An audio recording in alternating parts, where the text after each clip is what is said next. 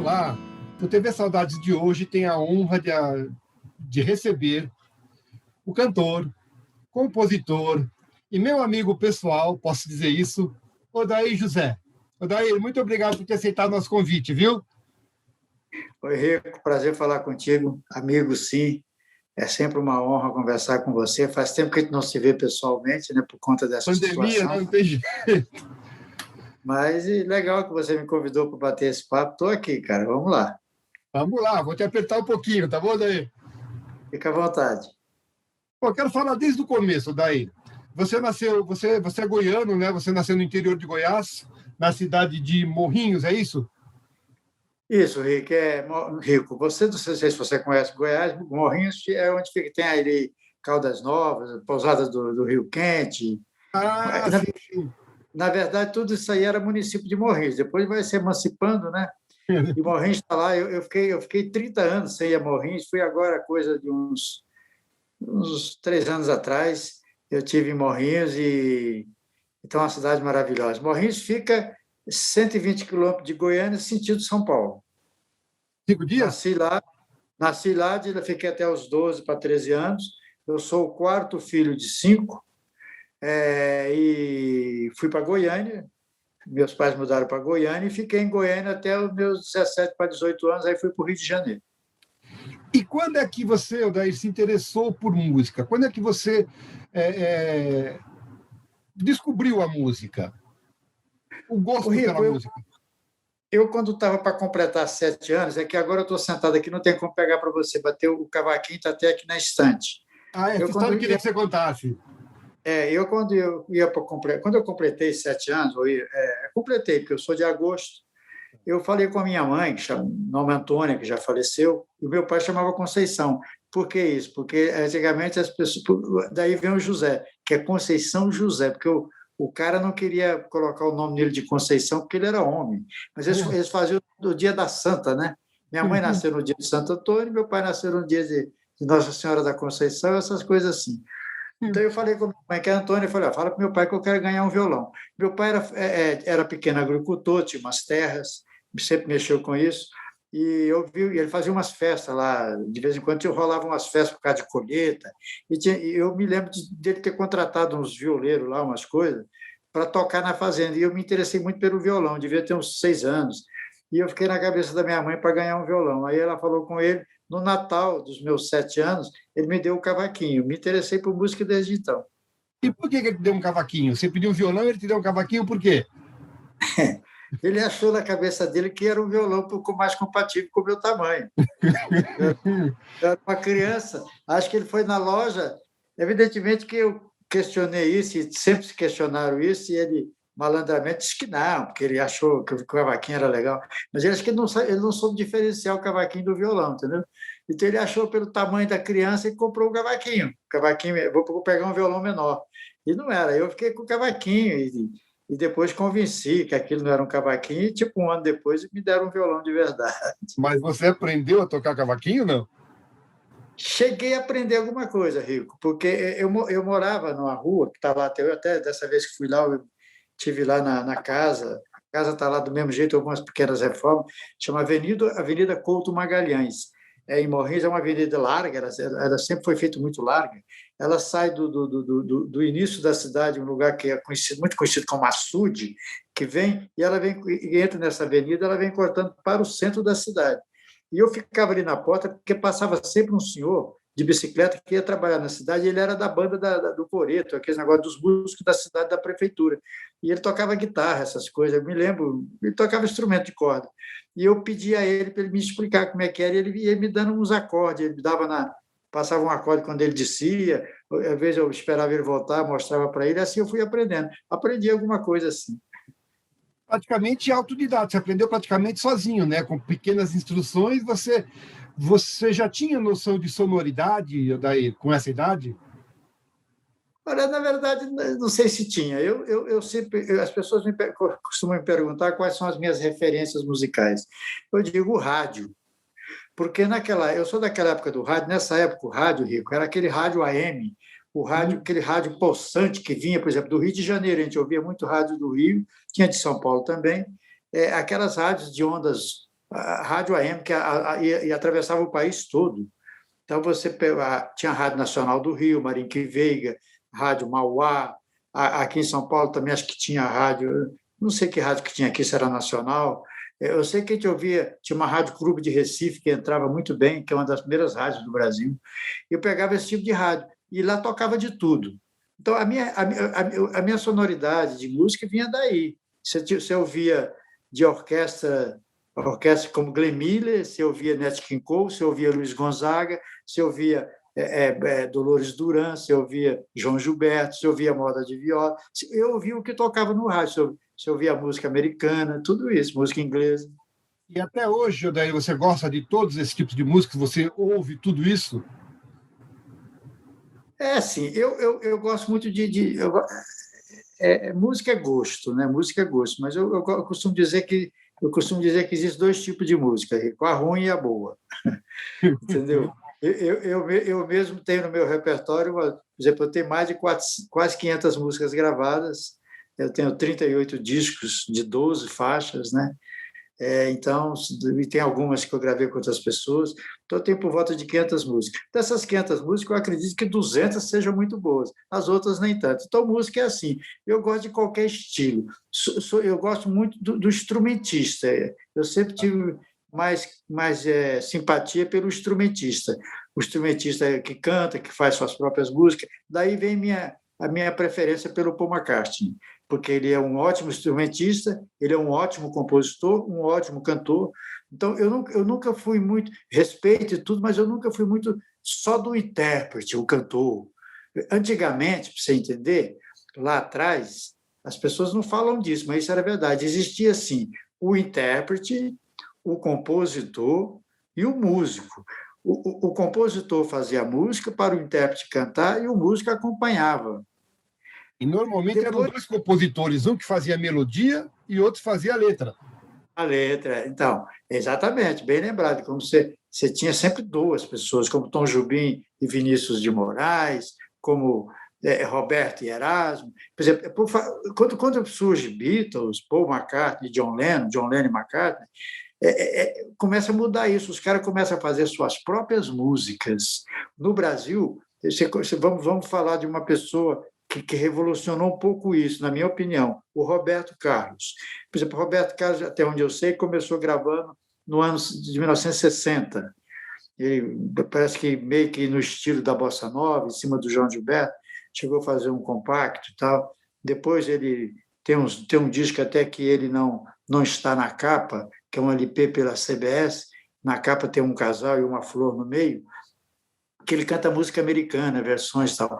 O Roberto, as pessoas começaram a conhecer o Roberto Carlos no Brasil cantando mais versões, o Calhambeque, não sei o quê, é Proibido Fumar, essas coisas tudo era versão, que era feito pelos versionistas da época, como Rossini Pinto, Fred Jorge, pessoas assim que eram os profissionais dessa área. O Roberto, de repente, começou a fazer suas próprias músicas. E já existia já naquela época, por exemplo, Ataúfo Alves fazia suas próprias músicas, cantavam. O Nelson Gonçalves nunca fez música nenhuma, ele só cantava as músicas do Adelino Moreira. Então, eu sempre fui muito mais interessado por essa pessoa, que faz a música, que toca e que canta. E aí, ainda lá atrás, Odair, quando é que você decidiu que era isso que você queria fazer da vida? Foi decisão ou isso acabou acontecendo? Eu acho que isso, desde esse pedido meu do violão, dos 7 anos, isso já estava na minha cabeça. Para você ter uma ideia, eu, quando criança, lá em Morrinhos mesmo, depois em Goiânia, esse negócio de criança que joga bola, toda criança joga bola na rua, no campinho da praça e tal, e as pessoas sempre se interessaram muito pela minha forma de jogar bola, diz que eu tinha muito talento, que eu era especial fazendo aquilo, mas eu nunca vi aquilo como uma coisa que eu fosse fazer, entendeu? Inclusive, quando eu tinha lá para 15, 16 anos, até insistiram com isso. Para jogador de futebol? Porque achava que eu levava muito jeito, entendeu? Que eu era bom nisso. E eu nunca vi aquilo, eu sempre vi como... Não, eu só brinco de bola por brincar de bola, eu não quero... Tentaram me levar para time profissionais da época, eu cheguei a jogar em algumas coisas, em alguns torneios, mas não era o que eu queria. No entanto, a música parece que eu sempre via ela presente na minha vida como uma coisa que fosse me acompanhar a vida inteira. Não no sentido, por exemplo, escola, por exemplo, estudar. Eu sempre estudei, todo mundo sempre estuda, os pais põem na escola e tal, mas eu nunca quis, eu vou ser médico, eu vou ser engenheiro e tal. Eu achava que eu ia mexer com música mesmo. É engraçado isso. E terminei, estou nisso sempre, né? Nunca fiz outra coisa. Mas você chegou a estudar instrumentos? Você toca violão, guitarra, que eu sei, né? Veja bem, eu quando estava em Goiânia, eu sou de uma época lá em Goiânia que toda rua tinha um conjunto, por conta Certo. de Beatles, Beatles principalmente, por conta de aquele estouro mundial dos Beatles, que antes tinha muito negócio de Elvis Presley, aqueles ídolos americanos, é, como Nat King Cole, Elvis Presley, Frank Avalon, Pat Boone, aqueles caras lá, o Neil Sedaka, o Paul Anka, esses caras, né? Mas depois, com a explosão dos Beatles, que eram 4 caras tocando, e veio o Rolling Stone um ano, 2 depois, toda a rua tinha uma banda.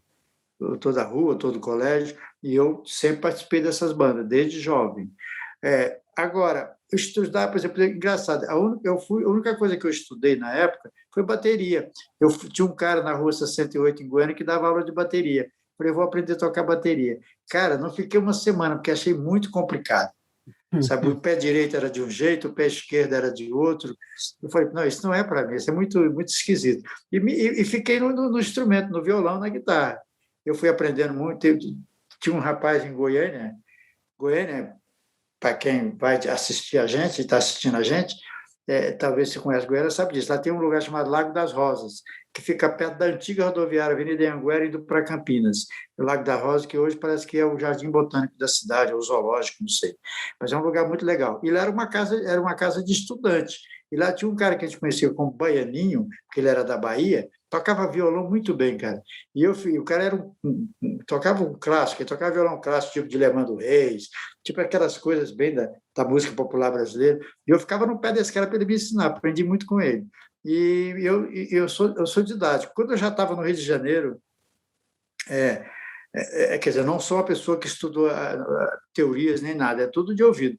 Quando eu estava no Rio de Janeiro já fazendo sucesso, aí eu estudei canto, aula de canto, porque o Nelson Mota, uma vez, me sugeriu que eu fizesse isso, porque ele achava que eu já fazendo sucesso, ele achava que se eu aprendesse a cantar, alguma técnica, eu podia interpretar melhor, fazer a coisa ficar mais bonita. E eu fiz um ano de aula de canto com uma professora que tinha ali no Jardim Botânico, muito boa. E eu, uma vez, me interessei por piano, porque É. eu comprei um piano, eu tenho um disco que é muito conhecido no Brasil, né? Chamado Filho de José e Maria, que é aquele conhecido como ópera rock. Eu compus aquelas músicas, a maioria delas, não vou dizer todas, no piano. Eu comprei um piano e comecei a aprender piano e tal, tocava o piano, essas coisas assim. Aí um dia eu perguntei para um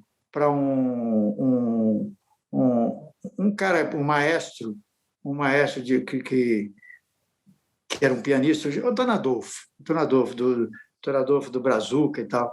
Ele tinha um pequeno conservatório para ensinar o cara a tocar piano. Eu falei para ele, Antônio, para mim virar um pianista demora quanto tempo? Ele, 5 anos. Eu falei, maestro, 7 anos, 9 anos você é um grande maestro, faz arranjo, tudo, arranjador. Eu falei, é tempo demais. Fiquei copiando 20 anos dentro de casa e não estudei. Mas então o teu instrumento principal é o violão e a guitarra, né? Esse é o instrumento. Agora, quando você decidiu sair de Goiás, você saiu sozinho de Goiás. Você foi para o Rio de Janeiro primeiro? Sozinho. Foi, Já, já, sozinho. já Assim, pensando. Desculpa, Dé, vai. Não, eu quando comecei, comentava com as pessoas em Goiânia, porque eu ficava lá em Goiânia tem a TV em Anguera, na época, tem até hoje, TV Anguera, que é o sistema Jaime Câmara, tem o Jornal Popular e tal, rádio, é o meio de comunicação lá mais forte. Na época já existia a TV e ela fazia programas ao vivo lá. Lá tinha um comunicador chamado Arthur Rezende, que hoje é um colunista social, um abraço para o Arthur. O Arthur levava todos os artistas lá. Ele tinha um programa de rádio muito famoso chamado Juventude Comanda e tinha um programa de televisão com esse mesmo nome que ele fazia ao vivo. E eu conheci vários ídolos brasileiros, porque ele levava os caras para fazer show e levava nesses programas. De Roberto Carlos, Vanderlei, Erasmo, tudo aquele pessoal da Jovem Guarda ele levava, porque ele trabalhava mais com esse pessoal dessa área, por isso que o programa chamava Juventude Comanda. E eu estava sempre por ali, tal, tal. Então, as minhas referências, eu dizia para as pessoas, pô, eu vou mexer com isso, vou me profissionalizar. As pessoas não levavam isso muito a sério. As pessoas achavam um absurdo. Como é que eu ia conseguir, né, me profissionalizar? Não tinha jeito. E minha família nem pensar. Essa hipótese não existia. Então, eu saí de Goiânia fugido. Eu adormei, juntei um dinheiro, fui para a rodoviária. Por que o Rio de Janeiro? Porque os endereços das pessoas, as pessoas que eu tinha como referência de gravadora, de produção, de artista, era tudo no Rio, não era em São Paulo. Então, eu adormei, juntei um dinheiro, me preparei, que eu sabia que minha família ia ser contra. Fiz errado, né, Rico? Mas foi o que eu fiz. Eu peguei um ônibus sem ninguém saber, só uma irmã minha sabia. Me acompanhou até a rodoviária. Minha mãe só foi saber depois que eu já tinha viajado. Mas por que a família seria contra? Daí era preconceito que havia na época contra o artista? Contra porque como é que um cara ia sair de Goiânia? Imagina, estou falando de 50 e tantos anos atrás, porque só de carreira eu tenho 50. Eu estou com 72, eu tinha de 17 para 18 anos. Como é que alguém ia sair de Goiânia para ir para outro lugar, ainda que fosse uma cidade mais próxima, para o Rio de Janeiro, não tem nada a ver. E isso era impensável. E muito menos mexer com música, claro. O cara, quando muito, lá o cara tem que, não vou dizer se formar, porque a intenção não era essa, mas era trabalhar lá na roça, lá, mexer com a agricultura, essas coisas assim, que mexer com o que o pai já mexia. Mas, de qualquer forma, então, arrumar um emprego na cidade. E quando eu falava com os colegas de escola, eu vou, mesmo esse pessoal que às vezes a gente fazia umas bandas, eu vou para o Rio de Janeiro. As pessoas, que loucas, que as pessoas riam, né? Achavam graça. E a minha família não ia concordar com isso. Aconteceu um fato antes, que eu peguei um ônibus e meu irmão mais velho, Luiz Gessi, que era jornalista, já faleceu, por isso que eu digo era, a cidade era muito pequena, Goiânia era muito pequena, e eu morava perto da rodoviária. Quando eu te falei a rodoviária, que é perto desse Lago das Rosas, onde o cara morava estudando. Era tipo assim, 2 quadras dali do setor aeroporto, onde minha família ainda tem o imóvel até hoje, só que hoje não é mais uma casa, é um edifício, e eles ficaram com um apartamento nesse prédio, porque é construído no terreno da casa. O setor aeroporto é no centro da cidade hoje, mas era muito pertinho. E quando eu ia pegar o ônibus para vir para São Paulo, isso um ano antes, uns 8 meses antes de eu ir para o Rio. E o cara da rodoviária que fazia o serviço de som, ele me viu, percebeu que eu ia embarcar no ônibus, avisou meu irmão veio rapidinho e me tirou do ônibus. Então aí eu não falei vontade antes. Já era para ter feito quase um ano antes. Mas não era para ter sido, porque se eu tivesse vindo para São Paulo, as coisas não teriam dado certo naquele momento, que eram cidades diferentes. Sim, claro, tá. Bom, aí você chegou no Rio, sem conhecer praticamente ninguém. Cheguei no Rio com pouco dinheiro, com um caderno de músicas que eu tinha, que eu achava que as pessoas iam amar, iam adorar. Eu sou um compositor. Um caderno de música que eu tinha que eu achava que as pessoas iam gostar, e com violão, uma mala e pouco dinheiro. Cheguei na antiga rodoviária do Rio de Janeiro, que é ali na Praça Mauá, que hoje é aquele lugar onde fica a Polícia Federal, ali era a rodoviária, agora a rodoviária está mais lá para cima, está lá perto do início da ponte Rio-Niterói. E ali no final, a Praça Mauá fica no final da Rodrigues Alves, e a rodoviária hoje fica no início da Rodrigues Alves, ali descendo pelo cais ali do porto. E eu cheguei na antiga rodoviária, à noite, peguei um táxi e falei para o cara que me levasse para o centro da cidade, um lugar que fosse bom, que não fosse caro. Ele me levou para a Praça Tiradentes. E eu cheguei na Praça Tiradentes, tem um hotel lá, até hoje ainda tem o Grande Hotel, que ele ficou meio que tombado. Ele fica, você tem o Grande Hotel, aqui você tem o Teatro Carlos Gomes, do outro lado você tem o João Caetano, do outro lado da praça você tem aquela famosa, não tem mais hoje, Estudantina Musical, que era uma gafieira, e você seguindo a rua, você tem a Visconde do Rio Branco, para lá, é onde ficava a CBS, a gravadora CBS, que era a maior gravadora da América Latina, que é a Columbia Broadcasting System, onde tudo acontecia era ali. Tá? Mas ele me deixou no hotel, cara, que dava para 2 minutos eu estava na CBS. Você tem ali a Praça Tiradentes, Gomes Freire, Rua do Lavradio, Gomes Freire, CBS. E para cá você tem a Rua da Carioca, que você ia descer para sair no Teatro Municipal, Cinelândia, onde tinha as outras gravadoras. Então ele me deixou no lugar certo. Como é que foram os primeiros dias, lá no Rio de Janeiro? Terror. Eu, quando cheguei de noite, quando eu me hospedei no hotel, que tocava um som do outro lado da Estudantina Musical, eu pensei comigo, fiz merda, entendeu? Aí a ficha caiu devia ser umas, não sei que hora bem que era, eu cheguei de noite lá, Eu acho que eu fiquei 3 dias viajando, porque naquela época as estradas eram mais complicadas. Saí de Goiânia direto para o Rio, então aqui você imagina, veio cortando aí por quanto é caminho, passou por São Paulo até chegar no Rio. Então eu falei, fiz merda, porque eu percebi que as coisas eram diferentes. Cheguei, acho que até ficar preocupado. No dia seguinte, eu tinha uns endereços, tá? De pessoas, endereços de gravador e nomes de pessoas, que eu cataloguei através de discos e tal, que pessoas, produtores, diretores. Aí eu fui tentar a primeira investida, descobri que seria muito difícil, de princípio, falar com essas pessoas, não era assim, mas não seria assim. E o meu dinheiro, Rico, ele dava muito, dava para uma semana.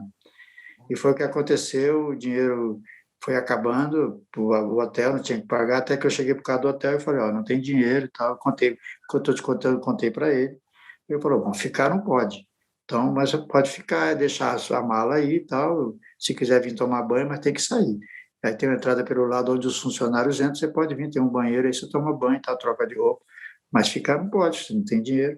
Aí assim foi feito, eu deixei a mala lá, saí com o violão, o caderno, e fui para a rua, no dia que a última diária acabou. A primeira noite eu dormi na escadaria do Teatro Municipal, ali na Cinelândia. Na primeira noite me roubaram o violão, fiquei sem o violão. Quando eu acordei, encostei ali naquelas pilastras do Municipal, na escadaria. Quando eu acordei, estava sem violão, mas, né? E aí eu fiquei por ali. E aí eu comecei a andar, eu não dormia, não tinha onde dormir e tal. Aí eu fiquei, o que eu vou fazer da vida? Aí descendo, às vezes eu ia lá no hotel e tal, e tinha guardado um pequeno troco para comer um pão com manteiga, uma coisa assim, e procurando essas pessoas eu vi, não vai dar certo, não vou achar ninguém, as pessoas não vão me receber, não é assim. E, e aí eu percebi, a primeira coisa é tentar me sair dessa, porque eu estou sem onde morar, estou sem ter o que comer, está difícil, vou ter que ver o que eu vou fazer.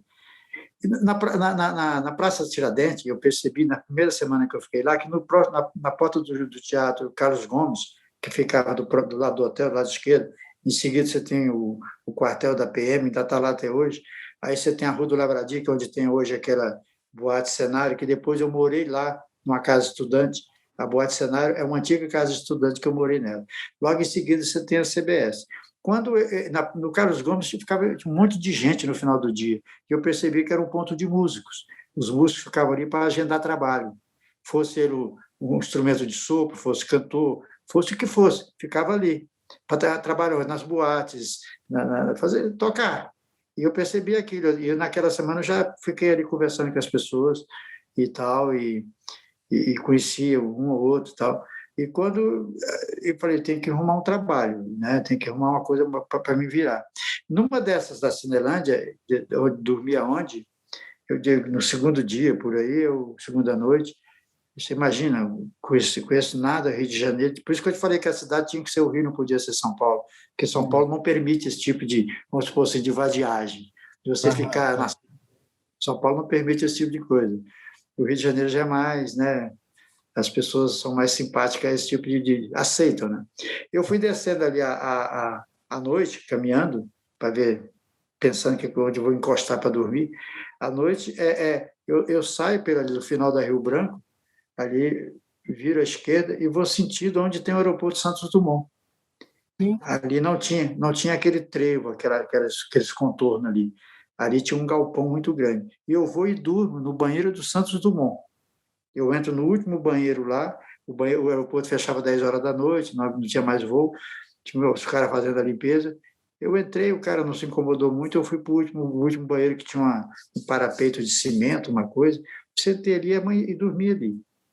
Dia seguinte já tinha movimento, 7 horas da manhã no aeroporto, eu vazei. Quando que eu estou saindo, nesse galpão que eu te falei, que é onde tem aqueles contornos ali de vai para o aterro, vai para cá, vai para lá, e tinha um galpão muito grande. E tinha um doido falando na porta lá, ele era meio perturbado, falando sozinho para as árvores, xingando. Inclusive, eu fui saber depois o nome do cara era Noia, porque ele Noia de paranoia. Né? Falei, o que é isso aí? Aí ele falou que era um lugar de gente vagabunda, não sei o que, que era o restaurante dos estudantes, o calabouço. O famoso calabouço era ali. Aí eu me toquei e falei, vou ficar por aqui. Quando foi 10 horas, começou a abrir, chegou chegaram as pessoas e eu falei com aquele Disseuzinho, que depois foi até morto, na época, né, aconteceu de um protesto estudante, a história do Disseuzinho é famosa. Disseuzinho era dos encarregados do calabouço, tinha o Vladimir Palmeira, que era o presidente da Uni, sei lá de que era, e o Disseuzinho foi que me atendeu. Eu falei com alguém falou, tem que esperar o Disseuzinho chegar. O Disseuzinho chegou lá no escritório, era estudante, eu expliquei minha situação para ele, e eu estudava em Goiânia, não estava estudando no Rio. Então eu falei para ele, eu contei mais ou menos uma história, falei, eu precisava comer, ele falou, é o seguinte, você já está matriculado no Rio? Eu falei, não. Então eu falei, mas vou me matricular. Então você se matricula e você me traz a matrícula, porque aqui é só casa de estudante, aqui é restaurante de estudante. Enquanto isso, era época de férias, era janeiro, eu vou te dar um provisório. Esse provisório vale por um mês, sei lá, 60 dias. Você vai comer aqui e vou te dar um lugar para você ir dormir, que foi quando ele me deu o endereço da Lavradio 43, que é onde hoje tem a Boate Senai. Falei, você vai ficar nessa casa de estudante e vai comer aqui, mas me traga uma matrícula assim que puder, porque senão, se você não trouxer isso aqui expirar, já era. E eu fui, me matriculei numa escola que tinha no início da Avenida Chile.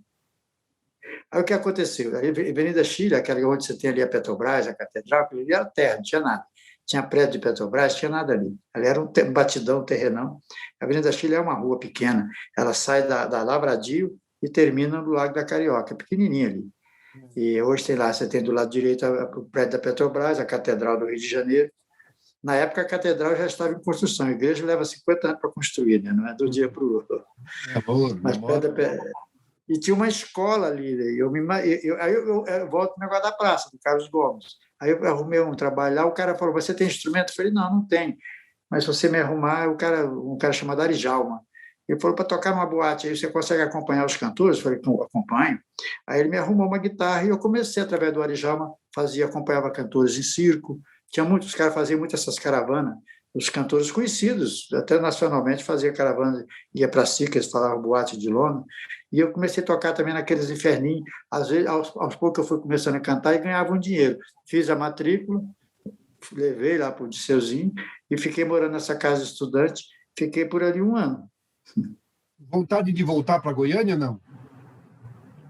Não, eu me arrependia por ter feito a coisa talvez da forma que fiz, mas também se eu não tivesse feito, não teria ido.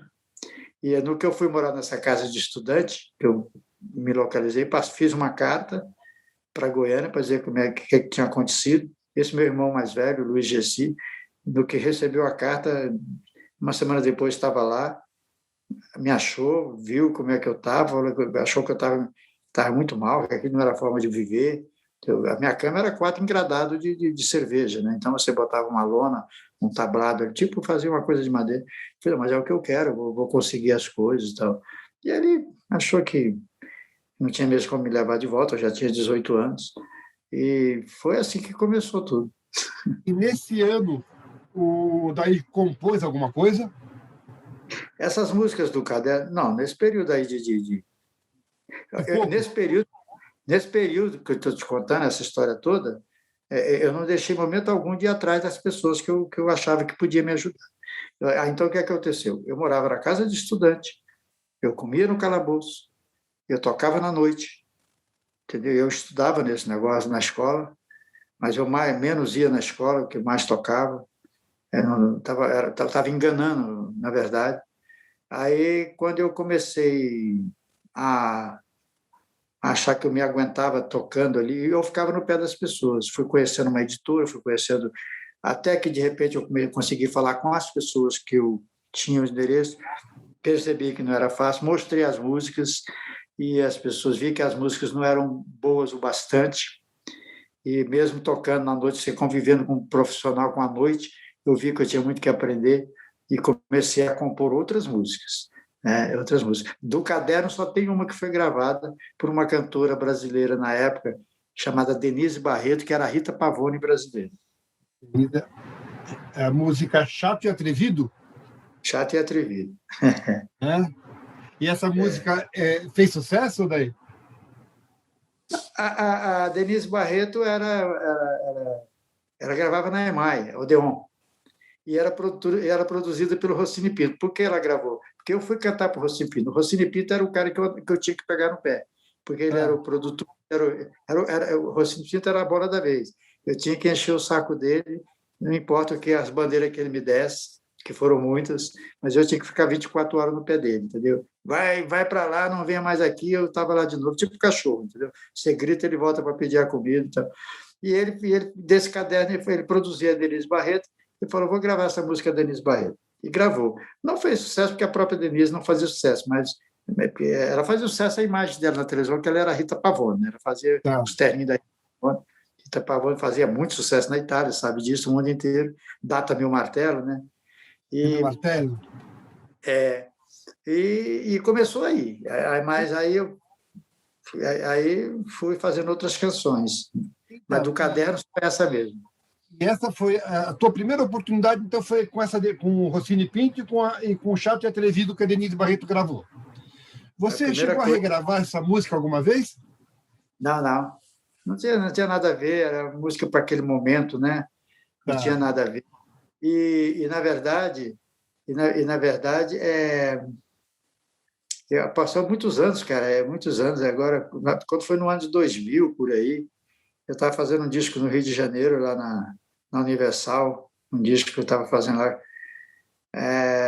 E eu fiquei sabendo que a Denise Barreto, alguém teve com ela, ali no cartório da Barra, ela era dona de um cartório, não sei, é escrivã que fala, não sei o que é, quem é dono de cartório, ela era a dona do cartório. O cara falou, conheço, ela esteve lá para reconhecer e falou com ela, falou, espero que eu estou mandando um abraço para ele, que é a Denise Barreto. Aí o cara falou, eu falei, porra, Denise Barreto. Olha que barato. Eu não conhecia o nome. Eu fiquei estudando o teu currículo, é que eu descobri esse nome. Bom, e aí, Odair, aí teve Chato e Atrevido.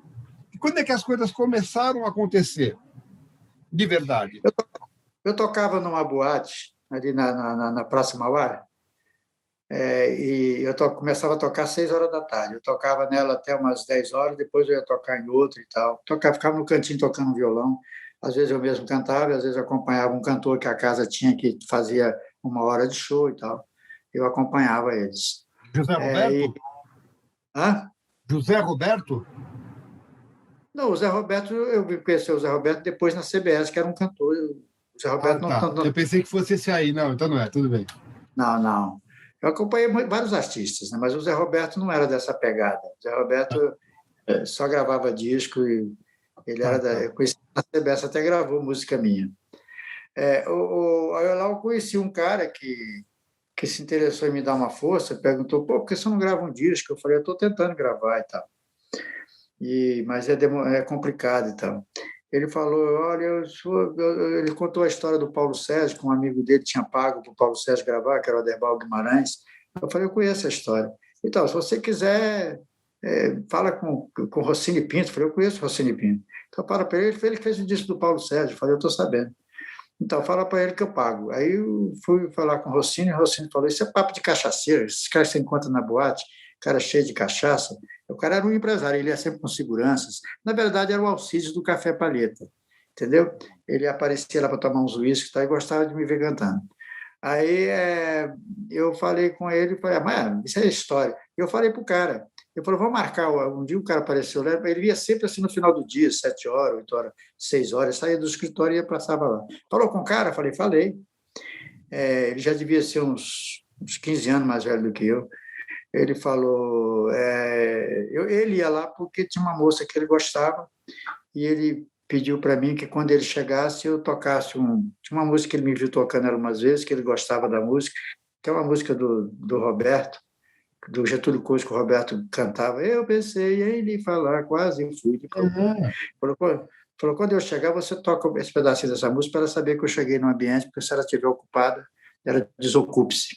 Falei, tá bom. Aí eu fiquei amigo do cara. Eu falei, o Rossini Pinto, falei com ele e tal. Marca para ele. Aí marcou um dia de manhã. Eu só vi o cara de noite na boate. Aí marquei, falei com o Rossini, mas acho que não vem, né? Eu também pensei comigo, o cara não vem. Pois 10 horas da manhã, o cara estava lá no escritório do Rossini, que era ali na Evaristo da Veiga.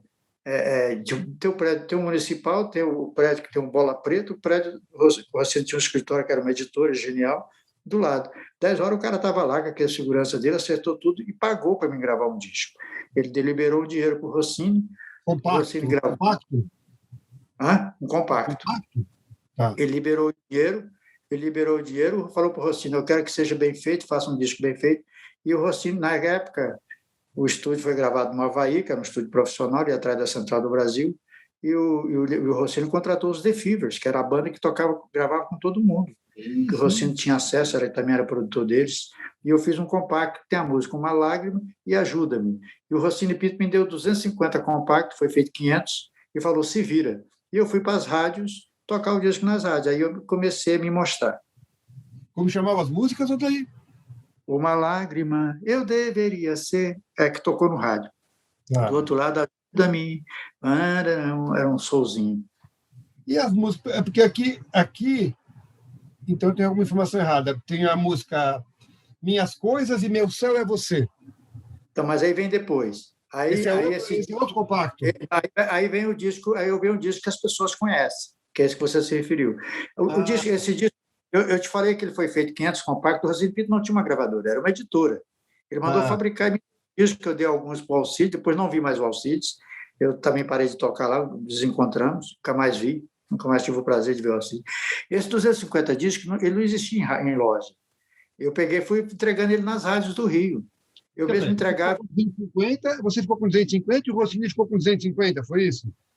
Ficou para lá. Eu não sei o que ele fez naqueles discos. Aí o que acontece? Eu fui entregando os discos nas rádios, pedindo às pessoas para tocar o meu disco. Isso no ano de 1969. No início do ano de 69, para meio do ano. Eu cheguei no Rio em 68, início de 68. Então, não demorei tanto a gravar um disco. Na hora parecia uma eternidade, mas esse meu calvário, ele não demorou tanto assim. Aí, o que acontece? Aí eu comecei a andar nas rádios e as pessoas começaram a tocar o disco para mim. A música é uma música muito boa, que até na homenagem que fizeram, tributo ao Odair José, a banda Pato Fu, com a Fernanda e o Johnny, eles cantam Uma Lágrima. Uma lágrima, eu deveria ser. Eu achei até muito fofo, porque ela foi na minha primeira gravação. Aí o que acontece? A música, no Rio de Janeiro, tinha uma parada, Rico, que era o Nopem, ela tinha a parada dos discos mais vendidos e tinha uma parada dos discos mais tocados nas rádios. Eu não estava na parada dos mais vendidos, porque meu disco não existia em loja. Mas eu fiquei entre os 5 mais tocados do Rio de Janeiro. Já nesse primeiro compacto. Nesse Uma Lágrima. Eu dormia e acordava dentro das rádios. Aonde eu podia, eu chegava, toca meu disco. E eu tinha 18, 19 anos. Toca meu disco, por favor, toca meu disco. Eu acho que enchia tanto o saco dos caras. Tinha umas pessoas que de repente passam a gostar de você, começam a te ajudar. Eu tive alguns que me ajudaram bastante. Tenho que reconhecer que eu fui muito ajudado pelo esse pessoal de rádio. E, de repente, o disco começou a tocar, todo mundo me conhecia. Aí é quando o Rossini Pinto me contrata, o Rossini Pinto virou produtor da CBS, a CBS contratou 5 produtores, criou um núcleo de produção, era ele, o Raulzito, né? O Mauro Mota, o Renato Barros e o Abdias. O Rossini me contratou. O Rossini assinou um contrato com o produtor, meio-dia e 5 ele me contratou. Aí eu gravei o Minhas Coisas e Meu Céu é Você. Mas você conta a tua estreia profissional a partir de Uma Lágrima.